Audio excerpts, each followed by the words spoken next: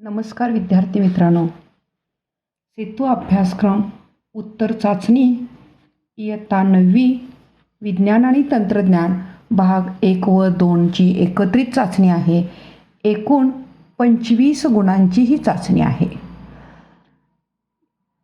वेळ 1 तास आहे. याच्यामध्ये बघा सर्व प्रश्न सोडवणे काही सूचना दिलेल्या आहेत. उजव्या बाजूचे अंक गुण दर्शवतात.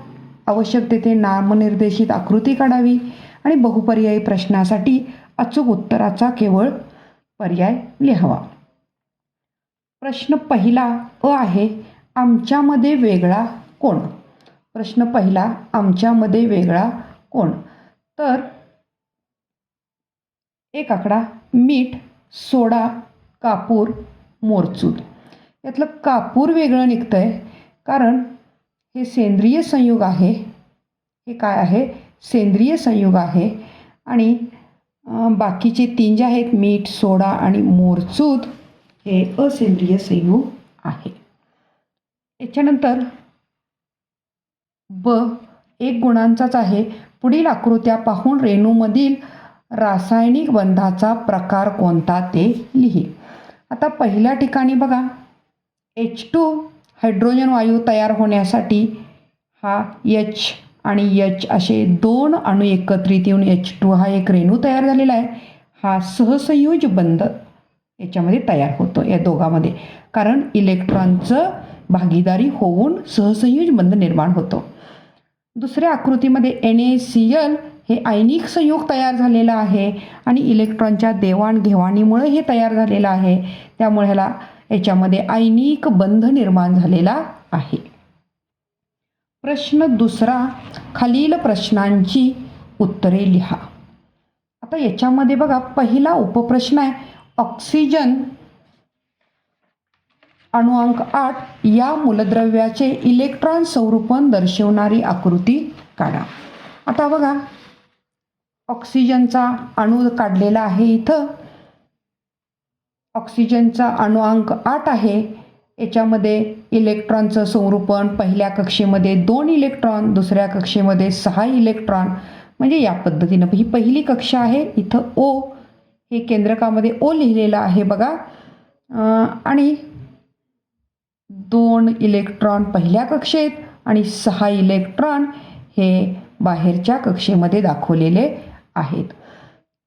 इलेक्ट्रॉन संरूपण त्याचं लिहिलेलं आहे. याच्यानंतर दुसरा उपप्रश्न आहे. याच्यामध्ये 2 प्रश्न आहेत बघा. 2 गुणाला हे 2 प्रश्न. सोबतच्या आकृतीत दिसणाऱ्या परिसंस्थेचे नाव लिहा. आता ही सोबतची आकृती जी आहे ही गवताळ परिसंस्था आहे. सोबतच्या आकृतीत गवताळ परिसंस्था आहे. प्रश्न याच्यातच पुढचा विचारला, या परिसंस्थेतील 2 प्राथमिक भक्षकांची नावे लिहा. आता 2 प्राथमिक भक्षकामध्ये जिराफ लिहिलं तरी चालेल. या 2 प्राथमिक भक्षकांची नावे गाय, हरिण, ससा असं लिहिलेली आहेत. प्रश्न तिसरा, एका वाक्यात उत्तरे लिहा. आकारानुसार पुढील सजीवांची चढत्या क्रमाने नावे लिहा. आकारानुसार म्हणजे पहिल्यांदा लहान, सगळ्यात लहान आकाराचा कोण? तर विषाणू, त्यानंतर जीवाणू, त्याच्यानंतर कवक आणि शैवाल. कवक आणि शैवाल दोन्हीचा आकार हा सारखाच आहे. 10 मायक्रोमीटर ते 100 मायक्रोमीटर एवढा आकार आहे त्या दोघांचाही. आणि पण बरेचसे शैवाल हे साध्या डोळ्याने दिसतात. अगदी काही थोडके शैवाल जे आहेत हे साध्या डोळ्याने दिसत नाहीत. आणि म्हणून त्याचा चढता क्रम असा लावलेला आहे. सगळ्यात लहान विषाणू, जीवाणू, कवक आणि शैवाल. याच्यानंतरचा प्रश्न चौथा 2 गुणांचा आहे. प्रश्न चौथा 2 गुणांचा आहे. खालील आकृतीवरून विचारलेल्या प्रश्नांची उत्तरे लिहा.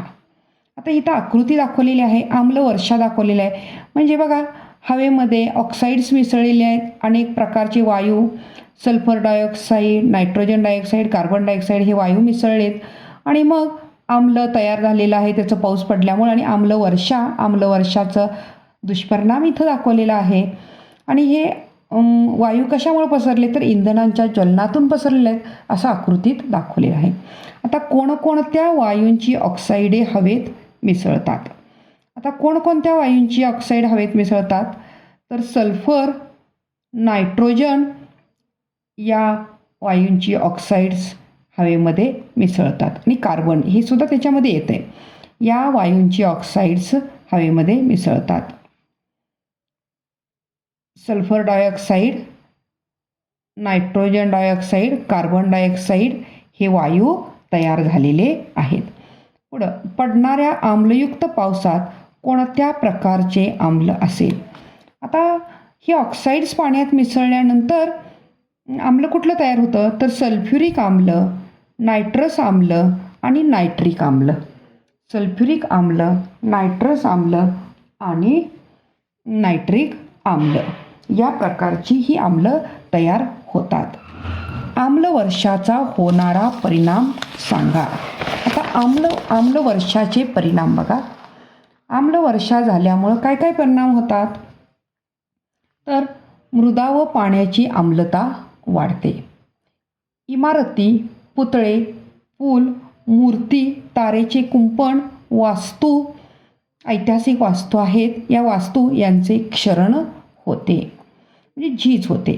त्याच्यानंतर पुढं कॅडमियम आणि मर्क्युरीसारखे जड धातू वनस्पतीमध्ये शोषून घेतले जातात आणि अन्नसाखळीमध्ये बिघाड निर्माण होते. पुढचा प्रश्न आहे पुढचा म्हणजे त्यातला आकडा आहे बघा. आम्लवर्षाचा परिणाम आणखी कुठला आहे तर जलाशयातील पाण्यामध्ये ही आम्लवर्षाचं पाणी मिक्स झाल्यामुळं जलाशयातील पाणी आम्लयुक्त होतं आणि आम्लयुक्त पाणी झाल्यामुळं आरोग्य समस्या निर्माण होतात. अशा प्रकारे या आम्लवर्षाचे परिणाम आहेत. आता पुढचा आता आम्लवर्षाचे परिणाम आपण पाहिले. याच्यानंतर अशा प्रकारचे प्रदूषण टाळण्यासाठी तुम्ही काय कराल म्हणजे उपाययोजना काय कराल. आम्लवर्षा होऊ नये म्हणून उपाययोजना काय कराल तर त्याच्यावरचे उपाय बघा. प्रतिबंधात्मक उपाय आपण काय करणार तर कारखान्यातून बाहेर पडणाऱ्या धुरामध्ये अनेक दूषित कण असतात आणि हवा प्रदूषण नियंत्रित करणाऱ्या यंत्राचा वापर बंधनकारक करावा. म्हणजे निरोधक यंत्रणा जी असते, गाळणी यंत्र जे असतं याचा वापर करावा. दुसरा उपाय आहे शहरातील दुर्गंध पसरविणाऱ्या कचरा जो आहे त्याची योग्य विल्हेवाट लावावी. तिसरा आहे बघा आण्विक चाचण्या, रासायनिक अस्त्रे यांच्या वापरावर योग्य नियंत्रण असावे. आणि पुढचा आहे CFC निर्मितीवर बंधने आणावी. CFC क्लोरोफ्लोरो कार्बन याच्या निर्मितीवर बंधनं आणावीत. म्हणजे फ्रीज, AC हे जे आहे याच्यातून हा CFC बाहेर पडत असतो. प्रश्न 5वा आहे खालील आकृतींना चौकटीत चुकीची नावं दिली आहेत ती दुरुस्त करायची आणि आपण लिहायची आहेत. आता पहिलं बघा. पहिली जी आहे समपरासरी द्रावण आहे असं सांगितलेलं आहे इथं, पण नाही हे चुकीचं आहे. हे अतिपरासरी आहे. हे द्रावण काय आहे अतिपरासरी आहे.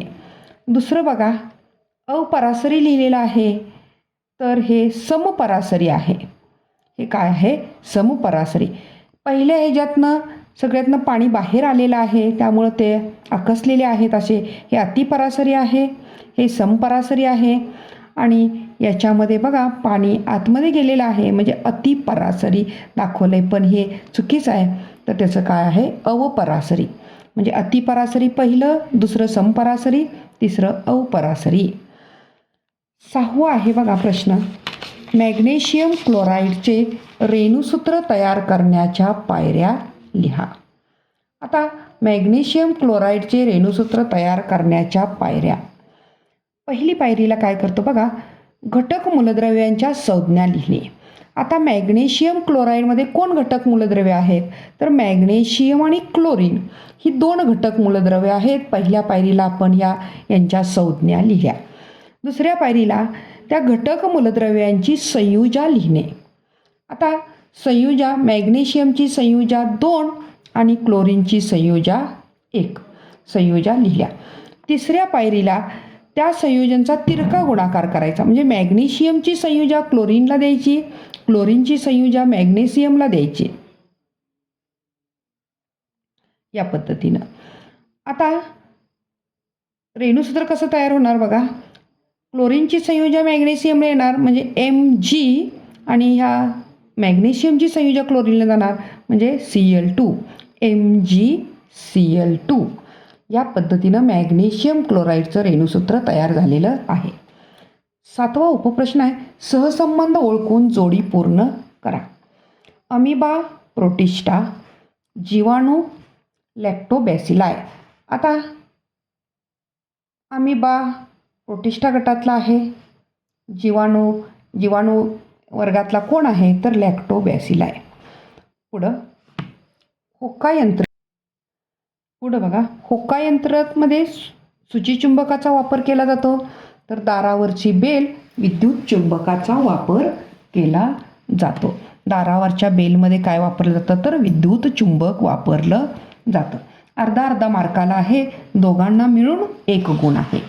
याच्यानंतर प्रश्न 8वा हा जो आहे हा 4 गुणांचा प्रश्न आहे. शास्त्रीय कारणे लिहा. शास्त्रीय कारणे लिहा. आता शास्त्रीय कारणामध्ये पहिलं काय आहे बघा, तर कॅलिडोस्कोपमध्ये नक्षीदार रचना तयार होतात. कॅलिडोस्कोप हा जो आहे याच्यामध्ये नक्षीदार रचना तयार का होतात याचं शास्त्रीय कारण आपल्याला लिहायचं आहे. तर कॅलिडोस्कोप जो आहे तो तयार करत असताना कॅलिडोस्कोपमध्ये 3 आरसे एकमेकाशी 60 अंशाचा कोन करून बसवलेले असतात. आता कॅलिडोस्कोपमध्ये तिन्ही आरसे त्रिकोणी स्वरूपात बसविल्यामुळे त्याच्यामध्ये परावर्तित प्रकाशाचे परावर्तन अनेक वेळा होते आणि त्यामुळे असंख्य वेगवेगळ्या रचना तयार होतात, त्यामध्ये असंख्य प्रतिमा तयार होतात आणि म्हणूनच कॅलिडोस्कोपमध्ये नक्षीदार रचना तयार होतात. कॅलिडोस्कोपमध्ये परावर्तित प्रकाशाचं परावर्तन अनेक वेळा होतं, खूप वेळा, असंख्य वेळा होतं आणि असंख्य प्रतिमा तयार होतात आणि त्यामुळं कॅलिडोस्कोपमध्ये जे काचेचे तुकडे टाकलेले असतात त्याचं परावर्तन होऊन वेगवेगळ्या प्रकारच्या नक्षी तयार होतात. पुढचं आहे दुसरं 4 गुणांसाठी आहे बघा, 2 गुणांचा एक आहे. सर्दी झाली असता शिंकताना नाकासमोर हातरुमाल धरावा. शास्त्रीय कारण लिहायचं आहे की सर्दी झाली असता शिंकताना नाकासमोर हातरुमाल धरावा. आता बघा, सर्दी झाली असता शिंकताना आपण जर शिंकलं तर अनेक रोगप्रसारक विषाणू बाहेर पडतात व हवेत मिसळतात, त्यामुळे अनेकांना संसर्ग होण्याचा संभव असतो आणि हे टाळण्यासाठी शिंकताना नाकासमोर रुमाल धरावा. आपल्याला माहिती आहे की कोरोनाच्या काळामध्ये श्वसनातून विषाणू बाहेर पडत होते कोरोनाचे आणि म्हणून मास्कचा वापर मोठ्या प्रमाणात होता. म्हणजेच सर्दी झाली असता शिंकताना अनेक रोगप्रसारक विषाणू आपले जे दवबिंदू बाहेर पडतात, द्रवाचे बारीक बारीक कण बाहेर पडतात, त्यातून ते विषाणू बाहेर पडतात आणि त्याच्यामुळं अनेकांना संसर्ग होण्याचा संभव असतो. म्हणून हे टाळण्यासाठी शिंकताना नाकासमोर रुमाल धरावा. आता याच्यानंतर प्रश्न 9 आहे, ताऱ्यांच्या निर्मितीचा योग्य क्रम लावा.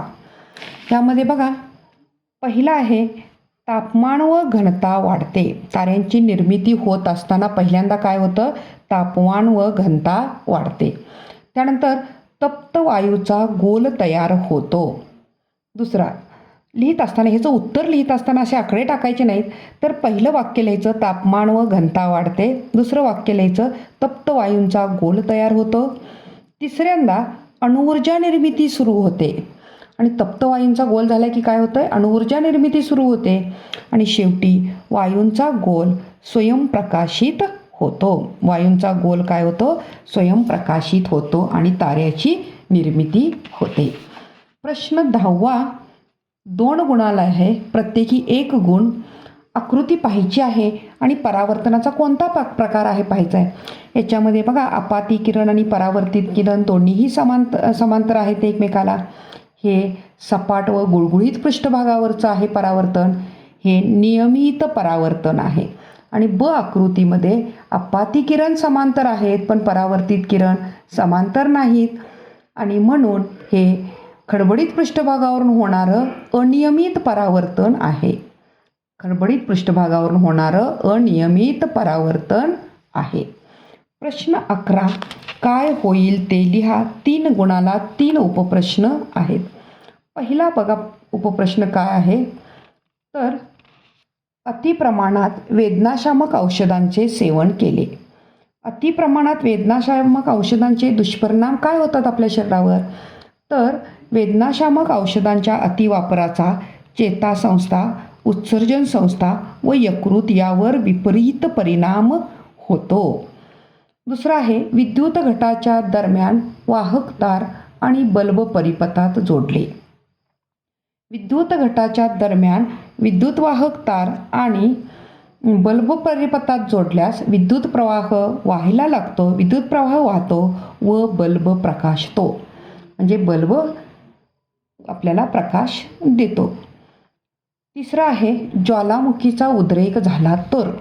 आता ज्वालामुखीचा उद्रेक झाला तर ज्वालामुखीच्या उद्रेकातून अनेक घनरूप, वायुरूप, द्रवरूप प्रदूषके बाहेर पडतात की ते काय करतात त्यामुळे जलप्रदूषण, हवा प्रदूषण आणि मृदा प्रदूषण वाढते आणि त्याचा एकंदरीत सगळाच परिणाम हा सजीवांच्यावर होतो. अशा प्रकारे आपण 25 मार्काची इयत्ता 9वीची विज्ञान आणि तंत्रज्ञानाची चाचणी पूर्ण केली आहे.